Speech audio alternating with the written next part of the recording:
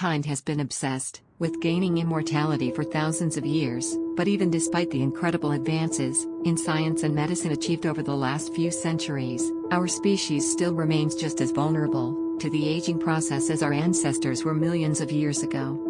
However, over the years scientists have been trying to pinpoint the roots of this biological process and work out if there is any way to stop or reverse it. There have been some minor successes along the way, and a new study adds to these. The researchers were able to reverse the aging process of some old human cells by delivering a specific molecule to their mitochondria, the structures within cells where energy is produced. This approach stops the cells from becoming senescent, a point at which they can no longer duplicate. Some researchers believe that the accumulation of these cells in organs is key to the aging process.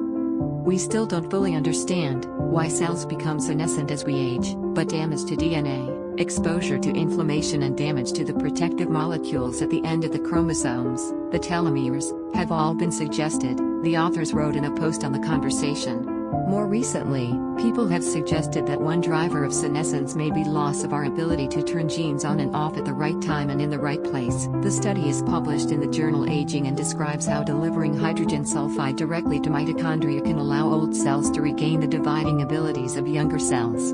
Hydrogen sulfide is the compound that makes rotten eggs smell. It is dangerous in high doses but has been shown to be beneficial at low levels. Delivering it directly where it is needed can reduce potential risks. The team believes that the presence of the molecule in mitochondria can increase the abundance of certain splicing factors, proteins that essentially switch genes on and off in response to environmental changes. There are about 300 proteins in this group, and their numbers tend to decline as we age.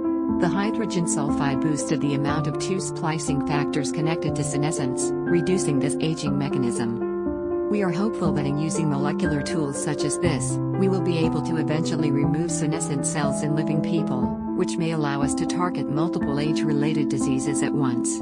This is some way in the future yet, but it's an exciting start, the researchers concluded. The key to eternal youth is not at hand, but understanding aging might at least make growing old easier.